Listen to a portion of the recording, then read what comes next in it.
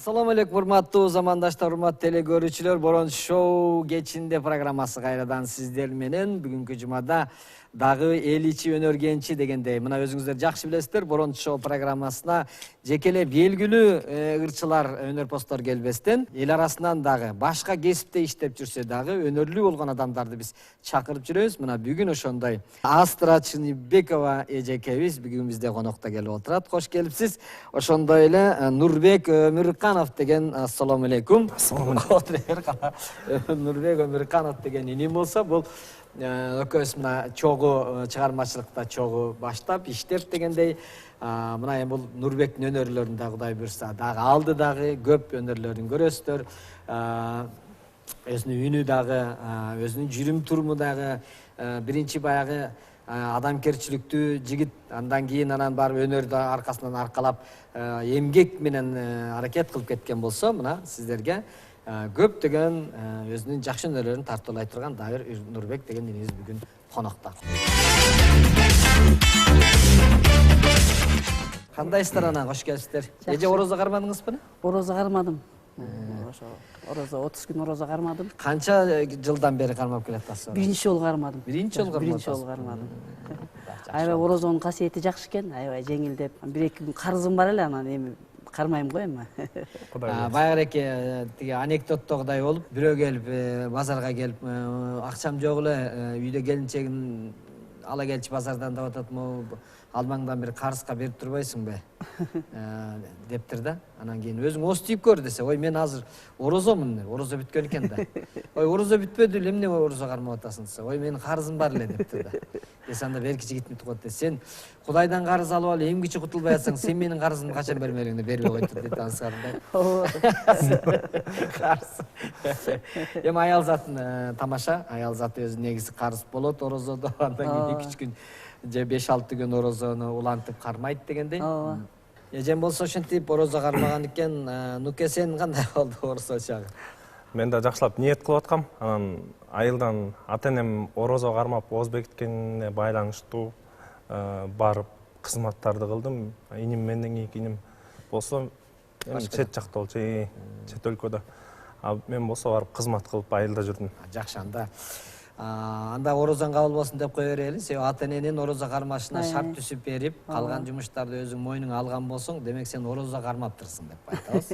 Ылайым жакшы жагынан ниет тилек кылалы. Деги эле өзү орозо элибизге бакубатчылык, бейкутчулук алып келсин. Эми эжекебиз улуусу да сулуусу да эжекебиз болуп атат. Эжекебизден биринчи баштайлы, тааныш алалы. Сен деген эми таанымал ырчылар болсо дагы биз мына билесиздер деп айтат элек. Өзүңүз кичине бир аз таржымал өмүр баяныңызды кайда окуп, эмне болуп, анан чыгармачылык менен дегендей. Өзүм ошол ырдеп, ошол 6 жашыман бери эле ошол садикте ошол аябай кызыгып ушу чыгармачылыкка. Анан ошо Тогостор жергесинен болом. Анан ошол ырдын артынан түшүп, мен өзүм мугалим бар эле, Мухаммед Бектеналиев деген обончу көз өтүп кетти. Ошол киши мени ырчы кылып тарбиялап, анан ошонун ырларын ырдап жүрдүм. Анан ошо турмушка чыккандан кийин чыгармачылыктын артынан сая түшкөн жокмун да. Эми Кудайга шүгүр, эми баягы элди түлгү аш көлбөйт дегенде эми той торополордо барып кичине элге кызмат кылам эми. Каяка турмушка чыктыңыз? Жумгалдын чаегине чыккам. Кандай баягы илгерки кыйрычык чоңот абыз айткандай өзүбүздүн ырчылар жет деп койгон экен да, сиздер датпай эле саяктар. Өздөрү ырдай берсе таң атпай, анан кийин ырдабай калган турбайсыз. Жолдошум деле ушу чыгармачылыгыма туура түшүнүү менен карайт, мындай той торополорго жиберет.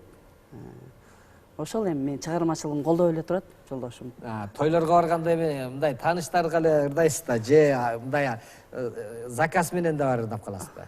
Көбүнчө тааныштарга барам да, ошо көбүнчө ошол тааныштарга барам. Жакшы эле, Кудайга шүгүр, эми таланттын арты менен ошо. Кыскасы эмне болсо дагы бала кездеги көкүрөгүңүздөгү бир өзүңүздүн бир максатыңызды ишке ашырып дегенде, максатымды ишке ашырып, ошол калган жакшы экен да. Жалал Абадта ошо маданият техникумду бүткөнмүн ошол. Өзү кимдин ырларына, элдик ырларга же өзүңүз да чыгара коймоюңуз барбы? Ошо өзүм башында окуп жүргөндө жаза койчу элем. Анан жанагы биздин Тогостор жергесине чыккан обончу Мухаммед Бектеналиевдин ырларын көп ырдайм да мен. Ошонун ырлары аябай жагат. Анан дагы элдик ырлардан деле ырдай берем, аралаш ырдай берем. Көңүлүмө кайсы туш келсе ырдай берем. Нукеңе кайрылалы эми бул Нурбек деген жигит эми бүгүн сиз менен баягы сиз жалгыз отурбай сиз менен кошо келип конокто отурсун деп көпчүлүк мындай сүйлөшүп отурганда жакшы да. Ооба. Нурбек деген жигитибиз болсо чогуу мына мени менен биз группа болуп тегерекке чыгып концерт коюп калып жүрөбүз. Бирок өзү музыкант жигит.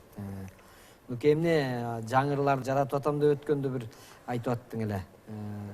Кайсы тикмечи кыздарга жасап атам дедиңби? Кандай дедиң? Буюрса, эми камдап атабыз. Аранжировканы ошо айтып бердик элек заказ. Азыр аранжировканы күтүп атабыз. Буюрса, тикмечи бийкеч деген ыр. Тикмечи бийкеч. Өзү мындай бир куплеттин неме кылып көрөсүңбү? Биздин тикмечи бийкечтерге арнап жазып атканбыз. Аткарып берейин. Тикмечи бийкеч арузат, жүрөгүм сизде булугат, айтуудан жүрөк уялат, ага өзүмүн виноват. Айтам деп сага барамын, алып карап каламын, өзүнчө калсак сөз баштай албай, өзүмөн өзүм күйүп жанамын. Жакшы экен. Болду, эми калганы секрет болсун. Секрет болсун. Мен жөн гана мен кыздар уксун дедим. Мына эже уктуңуз, Ооба, жакшы. Өзү мындай популярный боло турган ыр өзү эле билинет. Туура. Өзүнүн эң негизгиси өзүнүн аткаруучулугунда. Анан жакшы аранжировка жазылса, демек бул аябай шайыр, мындай шаңдуу кыздар. Биздин көпчүлүк кыздарыбыз өзү жеңил өнөр жайы боюнча биздин тегерекке биз сыймыктанып кийип жүргөн мындай костюмдардын баарын ушул костюмду деле мына ошо өзүбүздүн эле тикмечи тиги кыздарыбыз тиккен. Анан баягы биз тиги Турцияныкы, анан Баланчаныкы дебей биз өзү патриотпуз. Андан көрө өзүбүздүн тиккен тикмечи кыздарыбыздыкын кийели. Керек болсо сыртка барып ушундай бир окуялар бар. Аябай сонун тигилген костюмду канчага деди, бир нече долларга сатып кийиптир да. Анан кийип үйгө келгенде мынтип карап мынтип атса, этикеткасын неме кылса, Кыргызстан экен да. Өз чет мамлекетке барып биздин сонун экенде биздикин сатып алыптыр да. Демек биздин баягы колдо бар алтын баркы жок болуп байкабай атабыз. Болбосо бизде дагы аябай өнөрлүү кыздарыбыз көп. Кудай буйрса сен ошо ырларыңдын баарын өзгөчө ырды негизи радиолордон заказ берип уккан, ырды ошо бир жерде отуруп алып эч жака кетпей уккан ушу тикмечилер болот. Ооба, туура. Эртең сен тикмечи кыз деген концерт, тикмечи кандай айымбы? Тикмечи бийкеч. Бийкечпи? Ошо тикмечи бийкеч деген эме концерт кое турган болсоң, сен концертиңе ошол кыздар өздөрү эле келет, башка көрүүчүлөрдүн деле керекчи. Ошол үчүн ийгилик болсун эми. Рахмат. Бул ырдын андан башка жаралган баягы тарыхы дагы ошого байланыштуу да. Мен ушу Бишкекке келгениме бир жарым жыл болуп калды да. Анан эч кимди тааныбайм, жумуш жок дегенде, анан барып таанышым эле келип деме жумушка алды да.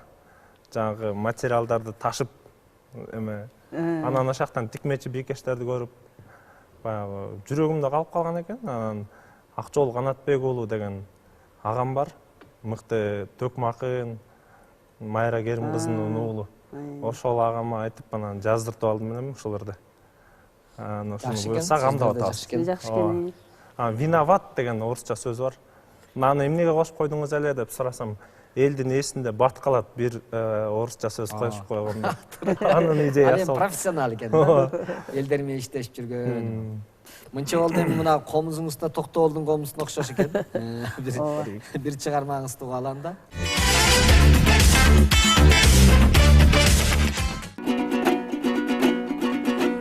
Кыргыздын кыран сендей жигитине ыр жаздым белек кылып мен кичине, байлыгың ашып ташып турса дагы абайлап мамиле кыл ке кишиге, абайлап мамиле кыл ке кишиге.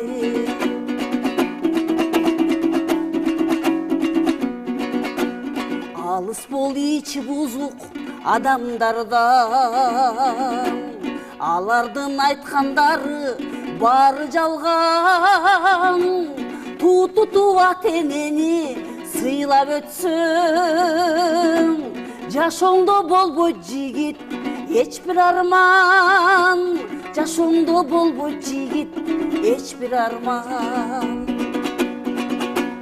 Байлыгым менин жазган ырларымда,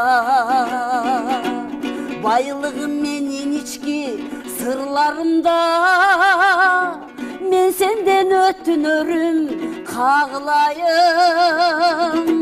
Күнөөсүз адамдарды ыза кылба, күнөөсүз пенделерди ыза кылба.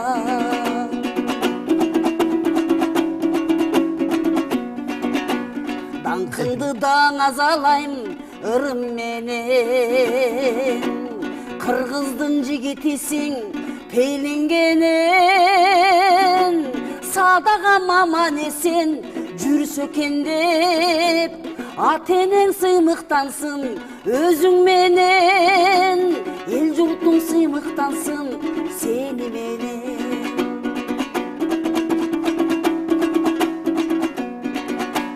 Баркыңды билип жүрсүн туугандарың, ынтымак ортоңордо болсун дайым. Шам болуп маңдайыңда жанып турсун, түбөлүк никелешкен сүйгөн жарың. Түбөлүк никелешкен сүйгөн жарың. Бүгүнкү көргөнүңда эртең болбойт. Сак болгун келечекти терең ойлоп, жүрөктөн сага деген ак тилегим. Ардайым жүрсүн сени Кудай колдоп, ардайым жүрсүн сени Кыдыр колдоп. Ардайым жүрсүн сени элиң колдоп.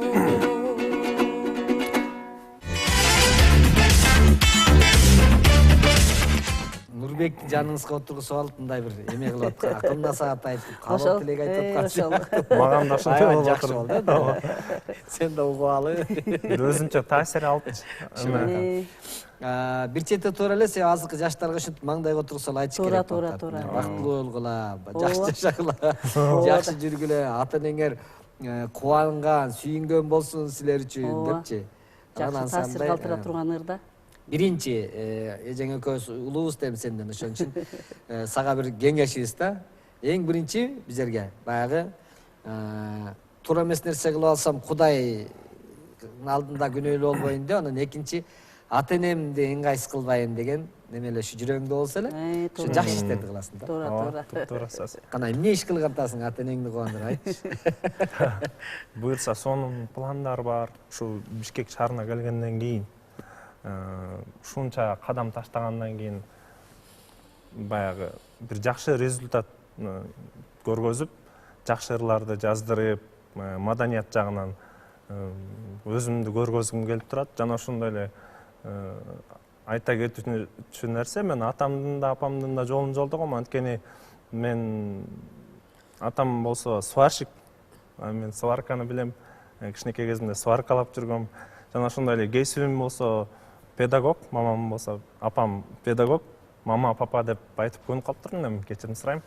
Апам болсо педагог. Көлдүктөр силер ушинтет. Кулагыбызга сиңип калыптыр да. Ошол эми атамдын апамдын жолун жолдоп келатам деп ойлойм. Ушул жол менен эле баягы жалаң положительный, жалаң бир жакшы иштерди жасап, ошо ата-энемди кубандыргым келет. Буюрса ошо телевидениеден да көрүп сыймыктанып атышса керек. Жакшы. Биринчи ийгилик деп коеюн. Үйлөнгөнсүң, э? Үйлөнгөм, бир кызым бар, 2 жашта. Болду. Азамат.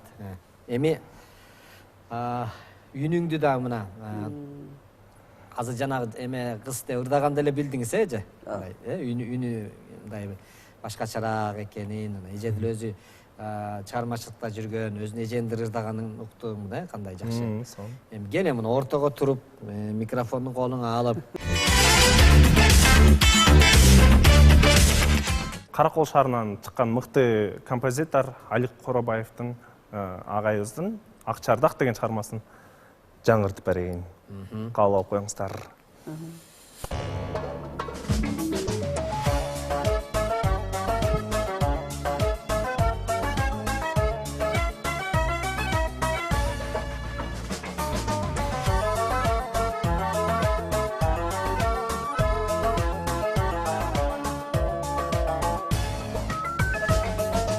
Таң алдында таттуу махаббат, көл толкунун улам тарата,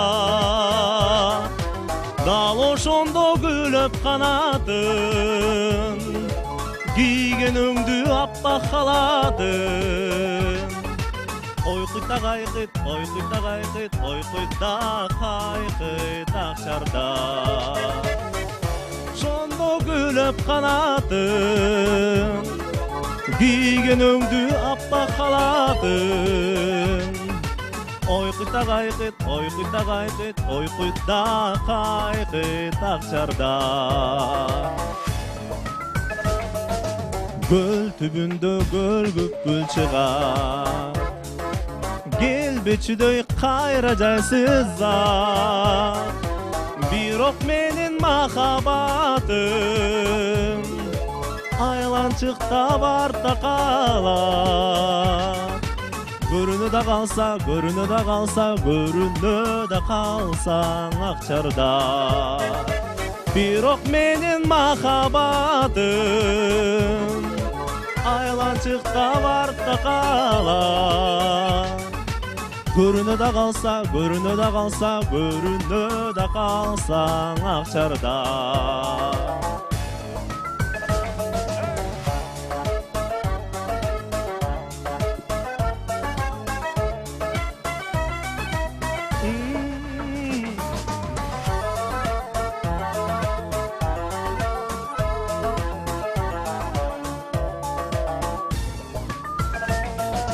Көл түбүндө сүзөт Акчабак, көл үстүндө сүзөт Акчарда.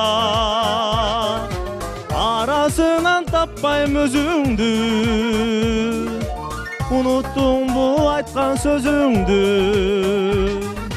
Кайдасыңа сүйгөн, кайдасыңа сүйгөн, кайдасың сүйгөн Акчарда. Арасынан таппайм өзүңдү, уnuttуңбу айткан сөзүңдү. Кайдасыңа сүйгөн, кайдасыңа сүйгөн, кайдасың сүйгөн Акчарда.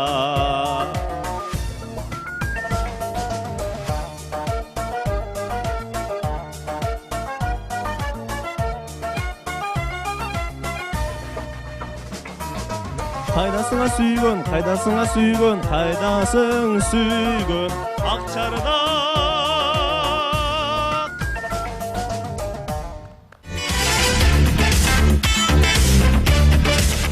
Кудайым буйрса 10 августта Ысык көлдө ипподромдо 10 августта баарыбыз баягы көлдүн сезону болуп, мына быйыл эми Өзбекстандан дагы поезд балыкчыга Ташкент поезд ачылып атат. Самолеттин рейстери ачылып атат. Казак туугандар бияка 50-60% көлдөн казактар келет эмеспи? Эми Өзбекстанда келе турган болду. Эми быйыл мына ушул эл аралык бир күлкү фестивалын уюштуруп атам мен, Борончу шоу, мына ушу Борончу шоу деген. Ошондо казактын кудулдары, өзбектин кудулдары, кыргыздын, өзүбүздүн бүт аттуу баштуу аксакал кудулдарыбыз, жаш кудулдарыбыздын баары бириккен ошондой чоң бир фестиваль болот. Ошол жерде буйрса казак кудулданса казакча ырдалат аркасынан. Биздин эле жигиттер. Мерген Турган деген өзүбүздүн бир тууганыбыз бар, абдан таланттуу жигит. Ал чыгып казакча ырдап берет.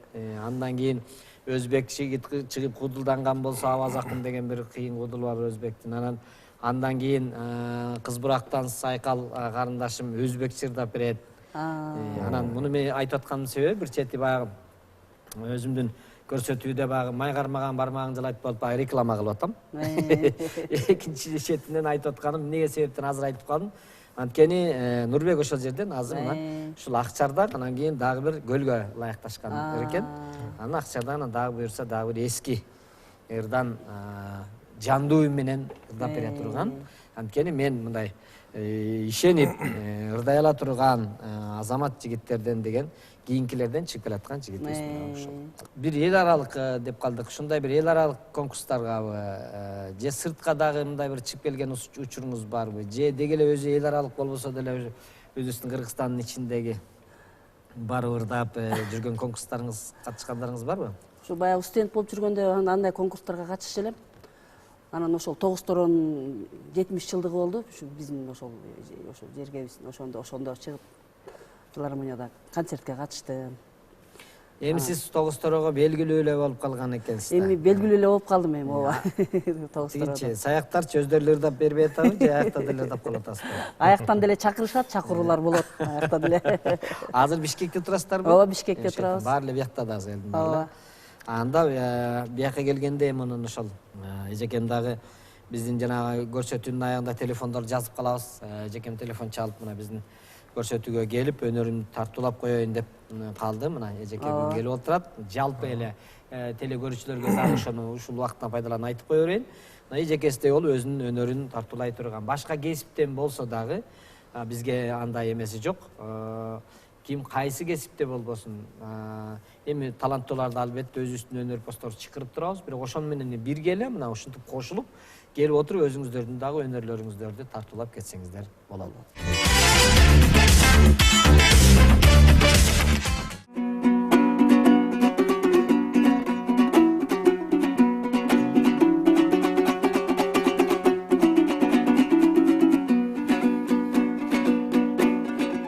Ötöböy uyku neçenin, dayrasın oydun gecemin, acarın jürökö jandırgan, ey, akşokumay sen dep sezemin.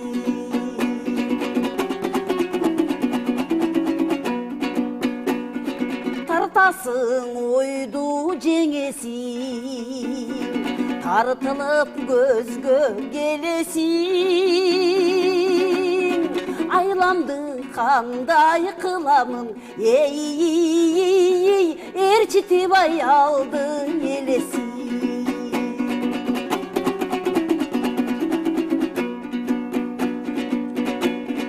Sen turgan kıştak jarkırap, göңүлгө елес калтырап, ezbesең боло жүрөктү, ей, чакыңай өчүң барчылап.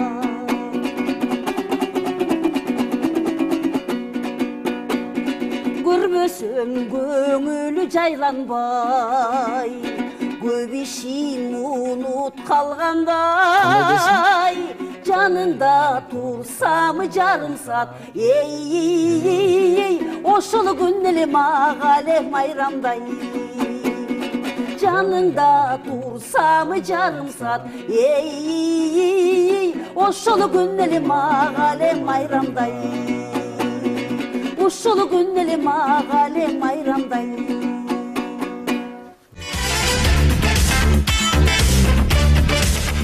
Инструменттерден эмне ойноп атасың?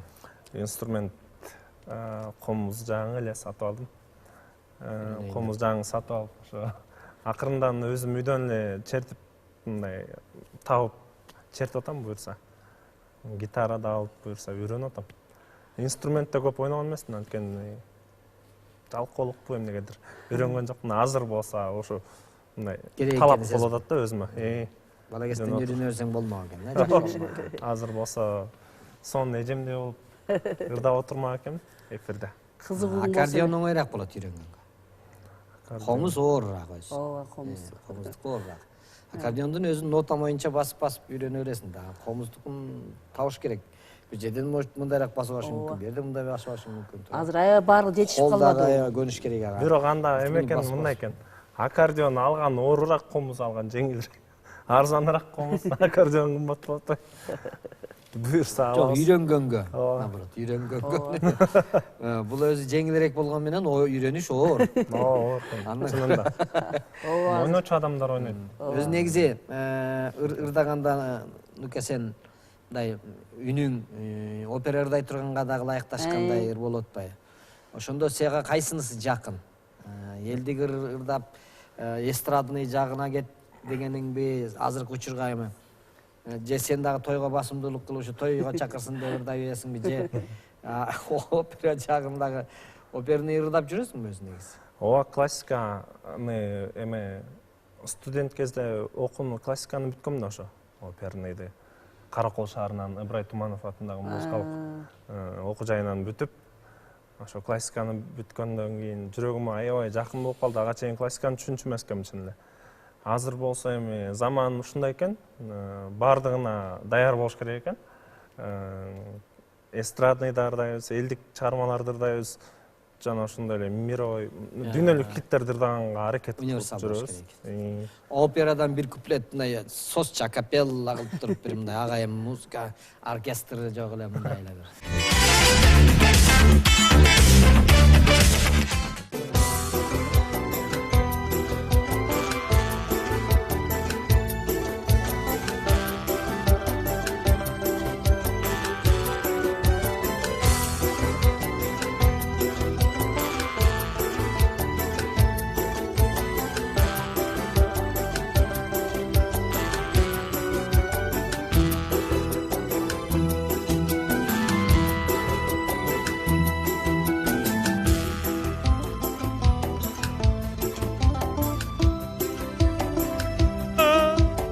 Örük zar gülün tökündü,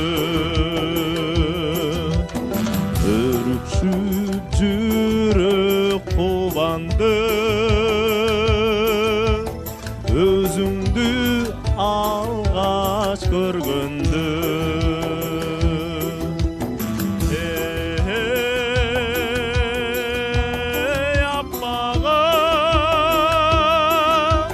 Sen menen жаш жагы жанымда жүрсөң жанаша жодурап күлүп карасаң жылдыздар көктөн суктанып көркөмүң менден талаша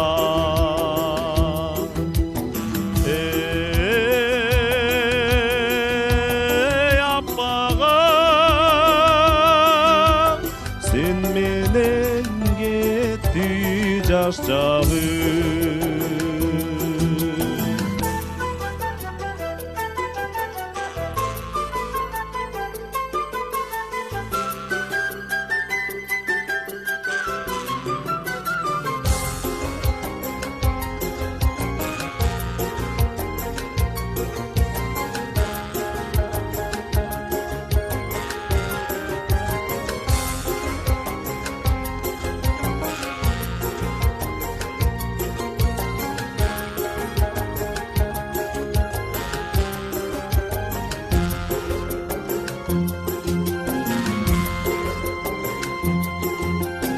жолугар жерден бактага кайрылып сени таппадым күбөлүп жатты шамалдан өрүктүн гүлү шактары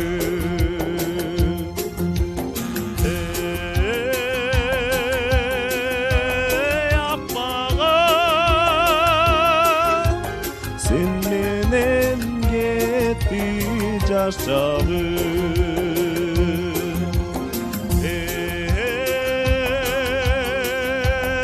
аппагам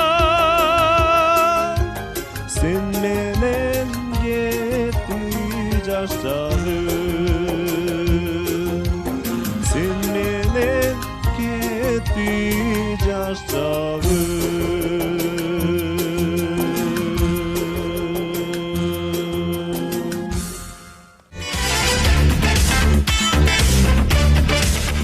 келиңиз эми эжеке, рахмат. Мындай ошол чыгармачылыгыңыз өнө берсин, өсө берсин. Ал эми куракка карабайт экен, баягы ырдап жүргөн адам болбой эле жүрөгүндө сахнадан үйдө отуруп телевизордон көрүп калсаңыз, ушинтип башка бир эжеке ырдап атса, сиз деле ай мен ушул жерден барып ырдашып койсом жакшы болот эле дегенсиз. Мына бүгүн эми Алла насип кылып келип мына биздин көрсөтүүдө келип ырдап атасыз. Юбилейиңиздерге ынтымак болсун. Эми баягы кары келсе ашка, жаш келсе ишке дегендей, эжекем болсо ошентип эми мына өзлөрүнүн тааныш дос туугандарга ошондой бир тойлордо, жакшылыктарда рахаттанып ырдап коюп жүрө бериңиз эми, анда санда шарт болсун элдин алдына чыгып дегендей. Ал эми жигит болсо иштей турган учуру, жакшылап аракет кылып, өзгөчө эми кыргыздын өзүнүн мындай бир мүнөзүн, колоритин жоготпостон азыркыдай жакшы ырлардан ырдап, жаштар дагы ушундай ырларды ырдаш керек деп, мындай биз кыргызбыз деп, мындай кийинкилерге муунга да үлгү болсун. Сөзсүз эле даң деп анан кийин мен аркаңдан таксиге барсам, сен болсо таксиге түшүп кетип калдым, мен остановкада калып калдым деп анан бир мааниси жок ырларды ырдай бербестен жакшы ырларды ырдап жүрөлү. Баарыңыздарга дагы бир жолу ден соолук, кыргыз элинде тынччылык болсун. Төмөндөгү телефон, менин телефонум түзмө-түз WhatsApp'тагы бар, ушунда мүмкүн болсо мына эжекемдин телефону керек болгон болсо, координат керек болсо менден сурайсыздар. Нурбек болсо иним менен иштейт. Жакшылык, тойлоруңуздарда кызмат кылабыз. Эмки жолугушканга чейин саламатта калыңыздар, жакшы туруңуздар.